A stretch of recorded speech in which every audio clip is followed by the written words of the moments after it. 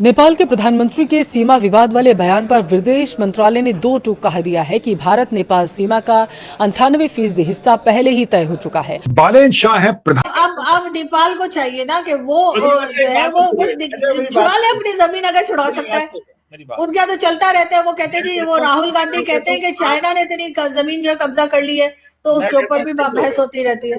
भारत की अनबन अमेरिका से हो जाए, चाइना से हो जाए, पाकिस्तान से हो जाए, पूरी दुनिया से हो जाए, भारत की अनबन नेपाल के साथ नहीं होनी चाहिए। नेपाल मित्र देश है और ये मैं नेपाल की जो लीडरशिप है, प्राइम मिनिस्टर बालेन शाह, मैं आपसे रिक्वेस्ट कर रहा हूं, मैं कुछ फैक्ट्स एंड फिगर्स आपके सामने लाऊंगा। आप भारत में बात करिए, भारत आपसे बात करेगा। आपस में मिलजुल के इस काम को खत्म करिए। तो यानी कि यहां पे बालेन शाह ये कहते हैं कि साहब हमने चाइना से भी बात करी है कि आप मैटर सुलझा दीजिए, हमने यूके से भी बात करी है कि मैटर सुलझा दीजिए। अब बलूचिस्तान वाले जो है वो लाख ट्रेन हाईजैक कर लें, वहां पे रेल पटरी उड़ा दें, चाहे जो मर्जी कर ले, सर अलग थोड़ी हो पा रहे। ऐसी सर यहाँ पे हर दूसरे दिन आकर सर टीटीपी अटैक कर रही है, अफगानिस्तान के लोग अटैक कर रहे हैं, सर क्या कुछ हो रहा है, रोज बम फट रहे हैं, लेकिन सर हमसे ये थोड़ी पायल। वो पूरा इलाका भी तो ये दिखाया, वो ये पूरा ले लेगा। और बताओ, और आप क्या कर लोगे? और आपने 2022 में क्या कर लिया, और आपने 2021 में क्या कर लिया, और आपने 2024 में क्या कर लिया? आप ये भी तो बताओ। So when the prime minister of Nepal और the external affairs ministry of Nepal decides to write a letter to India saying that we have such a border dispute with you and we need to get it resolved, absolutely I agree with you. मैं इसको गलत नहीं कह रहा, आप बिल्कुल ठीक कह रहे हैं। We need to get this resolved. भाइयों के बीच में मनमुटाव नहीं होना चाहिए। But also write a letter to, and I would request Prime Minister Balan Shah, because he only meets equals, he only speaks to equals, he only writes to equals.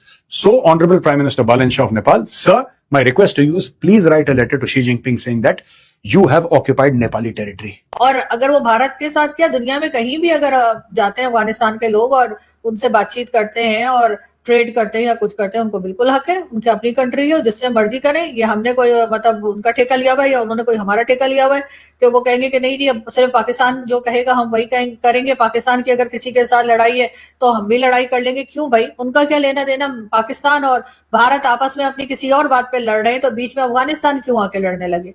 और अगर अफगानिस्तान के साथ आपकी टेंशन है और किसी दूसरी कंट्री के साथ उनके रिलेशन अच्छे हैं, तो वो क्यों उसको छोड़ देंगे? कभी भी नहीं। और वैसे भी जो हालात बनाकर रखें, तो वो जो कहा जाता है ना, दुश्मन का दुश्मन दोस्त, तो उस वक्त तो वो हो रहा है कि आपने खुद ही दुश्मनियां पाल रखी हैं हर तरफ, और उसके बाद आप चाहते हैं कि वो आपस में मिले भी नहीं। बिल्कुल ऐसा ही होगा।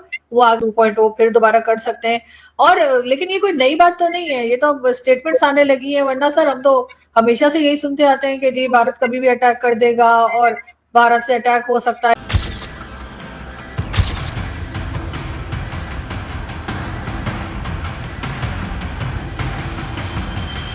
नेपाल में इन दिनों राजनीतिक भूचाल आया हुआ है। प्रधानमंत्री बालेन शाह के एक बयान ने ऐसा विवाद खड़ा कर दिया है कि नेपाल की संसद में हंगामा हो रहा है, सड़कों पर प्रदर्शन हो रहे हैं, छात्र संगठन आंदोलन कर रहे हैं और विपक्ष खुले तौर पर प्रधानमंत्री के इस्तीफे की मांग कर रहा है। सिर्फ इतना ही नहीं, भारत नेपाल सीमा पर भी चौकसी बढ़ा दी गई है और दोनों देशों के रिश्तों को लेकर नई बहस शुरू हो गई है। जी हां, स्थिति ऐसी ही है।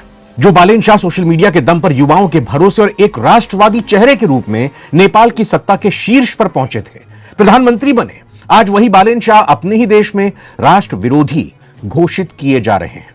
नेपाल की संसद पूरी तरह ठप हो चुकी है। विपक्ष उनके इस्तीफे की मांग पर अड़ा है। अब तक वो संसद को 1 मिनट के लिए भी चलने नहीं देंगे। अब बात भारत की उस सर्जिकल स्ट्राइक की जो नई दिल्ली से की गई है। भारत के विदेश मंत्रालय ने बिना वक्त गंवाए बालेन शाह के इस बयान पर बेहद शांत लेकिन अत्यंत कड़ा और दो टूक संदेश दिया है। नवभारत टाइम्स की रिपोर्ट के मुताबिक भारतीय राजनयिकों ने साफ कर दिया है कि वो बालेन शाह जो सोच रहे हैं। मैले पनि अस्ति प्रधानमन्त्री भएपछि नै थाहा पाएँ भारतले नेपालको जग्गा मात्र हैन, नेपालले पनि भारतको जग्गा धेरै ठाउँमा मिचेको रहेछ।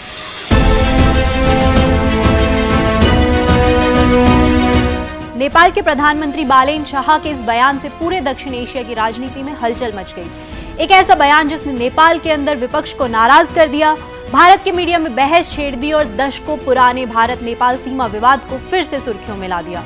नेपाल के प्रधानमंत्री बालेन शाह के इस बयान के क्या मायने हैं?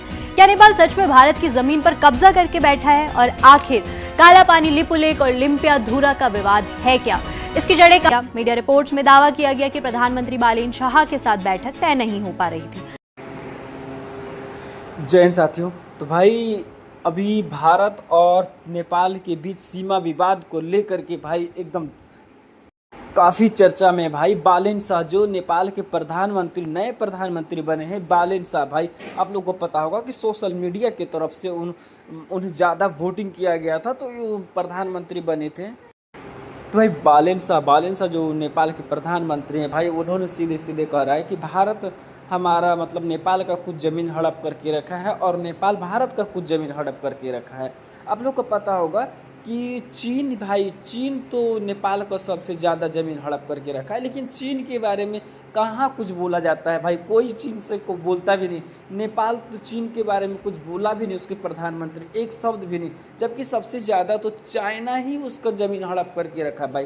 तो भाई ये सिंपल से बात है यार, किसी को भी सुर्खियों में आना है, किसी को भी मतलब कि सोशल मीडिया पर छाना है तो भारत के बारे में कुछ बोल दो। तो वही इसके प्रधानमंत्री भारत आने से पहले ही नेपाल के प्रधानमंत्री भारत के बारे में बयानबाजी कर दिया, जिसके चलते नेपाल में एक जंग का माहौल छिड़ गया। उसके विपक्षी पार्टी ने सीधे सीधे मोर्चा खोल दिया है कि उनके खिलाफ बालेन शाह के खिलाफ खोल दिया है कि बालेन शाह इस्तीफा दो, और वहाँ की पब्लिक लोग भी पूरा एकदम सड़क पर उतर गए भाई कि इस्तीफा दो, बालेन शाह इस्तीफा दो। तुम्हारे जितने भी साथी लोग हमारे वीडियो को देख रहे हैं सभी लोग अपनी प्रतिक्रिया अपनी राय दीजिए दोस्तों, और साथ ही साथ हमारे वीडियो को लाइक शेयर और सब्सक्राइब करिए। जय हिंद।